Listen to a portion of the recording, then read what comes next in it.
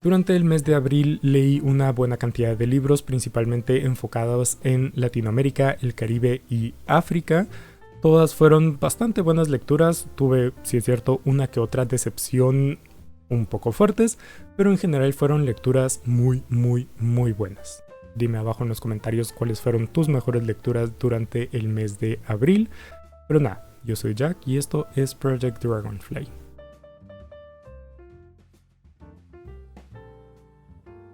Si ves esto un poco diferente es porque está grabado en directo. Si no quieres perderte el próximo directo que hagamos hablando de los libros del mes de mayo, pues suscríbete al canal. Igual si te gusta el contenido en general puedes suscribirte también, no me quejo. El primer libro que leí durante el mes de abril es esta novelita muy cortita que es ¿De qué manera te olvido?, de la escritora costarricense Dorelia Barahona. Esta es una novelita bastante sencilla sobre crecer. Simple en su temática, pero resultona en su forma y pues esa forma eleva ese fondo tal vez un poco simplón. Y pues así de simple, no sé, es un buen libro, bonito, no muy complejo, que se puede llegar a empatizar de manera sencilla, narrado de una forma muy interesante y muy distinta a lo que se suele narrar, y así de simple. Por eso digo que vale la pena. No vuela la cabeza ni nada por el estilo, pero es una buena narración. El siguiente libro del que voy a estar hablando es Los árboles caídos también son el bosque, de la escritora argentina Alejandra Camilla. Esta es una recopilación de cuentos. Estos cuentos de Camilla tienen una línea más de la cotidianidad y de la identidad. Ese es un tema bastante central porque ella es argentina descendiente de japoneses. Entonces tiene mucho ese juego de la doble identidad argentina-japonesa que permea en varios niveles los cuentos. No solo es en la temática, sino también en la filosofía y en la estructura misma de los cuentos. Pues estos estaban muy bien. Casi todos me gustaron mucho. Los cuentos que más me gustaron para darles así como el norte es Desayuno Perfecto, que si no estoy mal es el primero, El Pozo, y La Oscuridad es una intemperie, que ese fue mi favorito de todos. Pero como digo, casi todos me gustaron, solo tengo un par que no me convencieron del todo, que fue Arroz y Las Botas. Pero eso es en general. Los árboles caídos también son el bosque, una recopilación de cuentos todos bellísimamente escritos, que son como cuadros de situaciones, pero todos bien detallados, y todo esto con meditaciones del día a día, de la vida en general, de lo que podemos extraer de la vida. En general es un libro que les recomiendo, me pareció muy bueno. El siguiente libro del que les voy a estar hablando es una de mis mejores lecturas, es mi mejor lectura de este mes, es Mr. N de Najwa Barakat. En resumen, no sé ni cómo resumir este libro. Una cosa increíble, construida magnífica, una yuxtaposición de la historia de Líbano, de su vida, de su experiencia traumática con la guerra y cómo eso impacta a la posguerra, yuxtapuesto con la historia de Mr. N, su historia traumática de su infancia y cómo eso transcurre o impacta en su actualidad, en su vida adulta, y un montón de cosas increíbles. O sea, no sé ni cómo resumirlo. Se los resumo en: si quieren o si pueden o si lo que quieran, léanlo, porque está tremendo. Así de simple. Tremendo, increíble. De mis mejores lecturas, o sea, este se va directito a mi top de lecturas de este año. Increíble, tremendo. Lastimosamente, después de esa sorpresa, viene una decepción gigantesca. Es El hombre que amaba a los perros, de Leonardo Padura. Es una novela que se centra en el desencanto de un ideal y terminar viéndolo pervertido o simplemente no funcionando como en ideal se quisiera. Como digo, esta novela me terminó decepcionando un montón. principalmente por el ritmo. Y es como, ¿por qué tienes 3 narradores, 3 protagonistas, si en algún punto todos van a estar sin hacer nada? O sea, si tienes 3 narradores es para que siempre haya alguien que lleve el peso de la narración. El problema literario va más allá de solo un desacuerdo ideológico. Es que es desesperante que las últimas 300 páginas sean esa idea una y otra y otra y otra y otra y otra y otra y otra vez, con ese nivel de melodrama de aquí murió la historia y no sé qué, y es así como, ¿qué está pasando? O sea, fue desesperante literalmente el final de este libro. Yo estaba muriendo por terminarlo porque estaba realmente desesperado de que el libro no avanzara, de que los personajes estuvieran anclados en un bucle de todo este montón de cosas y que la idea del libro se haya reducido a algo tan melodramático y algo tan así, que estaba así como, por Dios, ¿qué está pasando aquí? En resumen, me decepcionó un montón, dejando de lado la parte ideológica, que yo estoy completamente en desacuerdo. Por más que empezó de una manera interesante, empezó con un montón de contextos muy interesantes, eventualmente cayó el ritmo a un sopor de esperar y esperar y esperar y esperar de todos los personajes por 400 páginas que me parecieron completamente innecesarias, eventualmente cayendo en un melodrama total de aquí murió el sueño socialista y todos estamos aquí traicionados por los ideales y todos creímos en un futuro mejor, pero eso es imposible y no se puede y no sé qué, y los humanos somos lo peor del mundo y por eso nunca vamos a tener nada bueno y no sé qué y no sé cuánto, que es como... Ok. No se los recomiendo del todo, o sea, está muy largo para recomendárselos teniendo en cuenta lo mucho que me disgustó.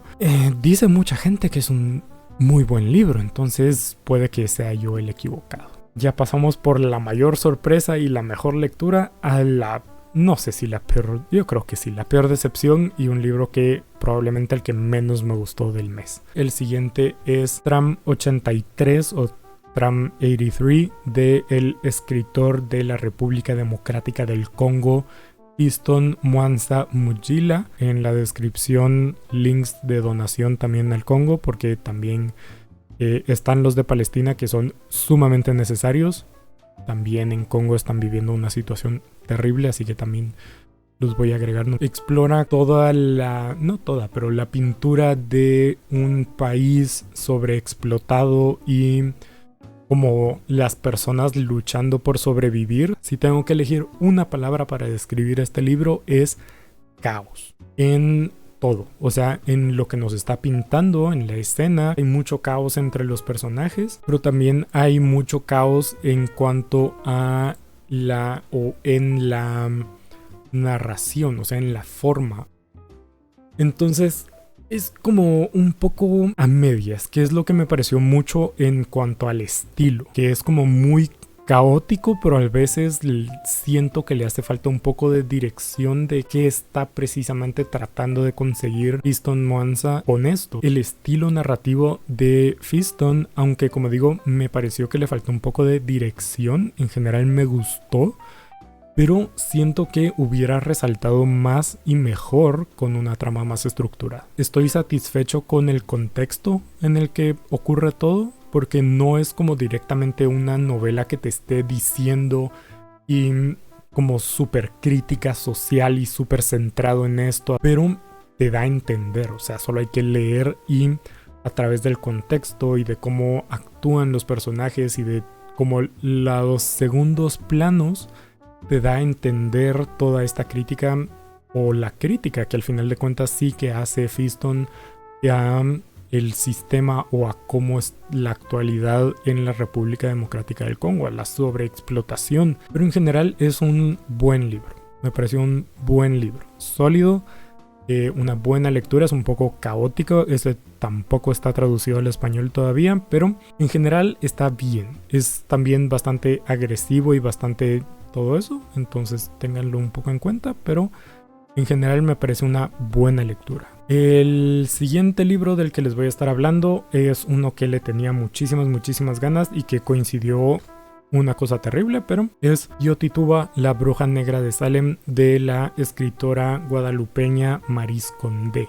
Se centra en la historia de Tituba, una mujer negra que nació en la isla de Barbados, hija de esclavos traídos de Ghana y de otras partes de África. Llega eventualmente a los Estados Unidos, a Salem, y ahí empieza todo el tema que es mundialmente conocido de Salem y las brujas. Buena parte de todo el tema de las brujas se centra en algo que afortunadamente ahora es ya bastante conocido y bastante reconocido, que es que las brujas no eran brujas. O sea, las brujas eran mujeres curanderas de tener estos conocimientos que una mujer no puede tener, como la medicina. Y se habla principalmente de interseccionalidad. No solo Tituba es mujer, sino es negra. Entonces ella se lleva buena parte de lo peor. En cuanto a temáticas, eso es más o menos lo que nos narra la historia. Interseccionalidad, el ser mujer, el ser negra, el vivir en este momento histórico de psicosis colectiva. Eso en cuanto a la estructura, que tiene solo ese anticlímax que me dejó un poco perdido, pero que es lo que tiene la novela histórica. La primera parte creo que es solo ficcionalización de lo que se intuye de Tituba, y después de cierto punto ya es puramente especulación. En esa segunda parte hay un par de cosas que no estoy del todo de acuerdo. Hay otra que me parece muy interesante y que en general me parece una buena especulación y un buen uso de la historia de Tituba y ficcionalización de la historia de Tituba. Es un muy buen libro. Léanlo si tienen la oportunidad. Otra vez, descanse en paz Maryse Condé. Pero léanlo si tienen la oportunidad, porque está muy interesante. ¿Qué libro nos toca ahorita? Uno que se me fue como el agua porque estuvo muy bien, que es El Gurja y el Señor de los Martes, del escritor bangladeshi Saad Hossein. Es una historia de ciencia ficción, pero una ciencia ficción un poco caótica. Y en todo este dinamismo, y que el libro es cortísimo, o sea, tienen como 100 y piquito de páginas, sí llega a este fondo de reflexión, ¿verdad? De pensar un poco en, ¿podemos realmente regir un mundo? ¿Podemos llegar a una justicia perfecta siendo totalmente objetivos con números? Entonces es una muy interesante lectura. Es también, como digo, súper dinámica, muy graciosa. Es una lectura muy ligera, pero que al mismo tiempo no descuida su fondo, sino que sí te hace reflexionar y sí plantea situaciones muy interesantes y situaciones que nos vienen, o sea, que son cada vez más pertinentes. O sea, la hipervigilancia de los estados. Eso es El Gurja y el Señor de los Martes. El siguiente libro que nos toca comentar es otra de las mayores decepciones, Fundación e Imperio, de Isaac Asimov. Es la segunda parte de la trilogía de la Fundación. Lastimosamente, Fundación no está siendo muy lo mío. El primer libro ya me decepcionó bastante y lastimosamente Fundación e Imperio para mí fue incluso peor. Comenzando con que la primera mitad o la primera parte del libro me pareció un despropósito total. O sea, es una cosa tan ridícula que a mi parecer no debería haber estado en la historia. Y de ahí tenemos la segunda parte, que es la parte de El Mulo. Esto ya lo considero la novela, lo otro es un extra, que como digo me pareció incluso peor que la primera parte. Volvemos a adolecer de personajes completamente planos, completamente anodinos, muchos de ellos molestos y egocéntricos y pedantes y todo esto. Y es que así se me fue toda la novela, o sea, aporta muy poco esta segunda novela. O sea, no he leído la tercera, pero casi que diría que esta segunda se puede obviar completamente, porque es que sentí que las 200 y pico páginas no aportaban prácticamente nada a la historia. Los personajes anodinos completamente, toda la trama completamente plana y sin mucha cambio, sin mucha intriga, sin mucho nada, y pues es que no implica nada. O sea, lo pintan como que sí, esto es algo que no predijo Seldon y no sé qué y no sé cuánto, pero ¿será que realmente lo va a hacer? O sea, Y el mulo fue la mayor decepción que me ha dado un personaje en mi vida. Me sorprendió honestamente el podio en el que está, el trono en el que está en la ciencia ficción, porque el concepto está interesante y el mundo está interesante, es como muy ambicioso, pero es que la historia está tan mal. Oh, por Dios. En contraste, un libro que me gustó un montón fue El diablo en la cruz de El amor de mi vida, Ngugi wa Thiong'o. Esta es una novela panfletaria. Esta va con una visión en mente Ngugi wa Thiong'o y es criticar y denunciar el estado de Kenia después de la independencia. Toda la crítica que hace la hace justa, precisa, medida, todo así directo. Sí es cierto que en cierto punto se vuelve un poco pesado y lo mejor de todo, lo que más me gusta, es que aunque les dije que el libro comienza con una bilis total de Ngugi wa Thiong'o traicionado por su propio país, por su propio todo esto y todo eso, el señor es que es patológicamente optimista y eso me encanta de él. Y lo más interesante de todo es que usa todo este tema de la religión, porque usa varias historias bíblicas, pero lo hace de una manera un tanto ambigua que me encanta porque se intuye que lo que lo está diciendo es desde una manera anticolonial. Y eso me pareció fabulosísimo. También me parece fabulosísimo que el libro es súper musical. Este señor, como digo, me encanta cómo piensa. Una pega que lo voy a poner al libro: no trata de la mejor manera el tema de la mujer. Y pues eso es El diablo en la cruz. Léanlo porque me pareció fabuloso, o sea, es una cosa tremenda. Y otro libro del que les voy a estar hablando es este chiquitío, que es Cuando las flores aprendieron a bailar polka, de la escritora guatemalteca Marilinda Guerrero. Esta es una recopilación de cuentos de lo maravilloso ocurra dentro de nuestro mundo, pero que rompe con esas reglas aún así. Y me parecieron fabulosos los cuentos. Todos son así. Unos tienen más corte de terror, otros tienen más corte de ciencia ficción, pero todos tienen este aspecto un poco más maravilloso. Los cuentos que me gustaron fueron Los viajes de mi padre, Fiesta de cumpleaños, Pedacito de mazapán, que probablemente es mi favorito, La máquina de Jacques Droz y He construido un jardín con tu recuerdo. Cuando las flores aprendieron a bailar polka, léanlo, está cool. Pasemos a lo último, que es un pequeño poemario que leí, que es El pájaro ciego o Pájaro cegado y otros poemas, de William Jonathan Morales Oliva. Qué poemario más bello. O sea, qué belleza de poesía.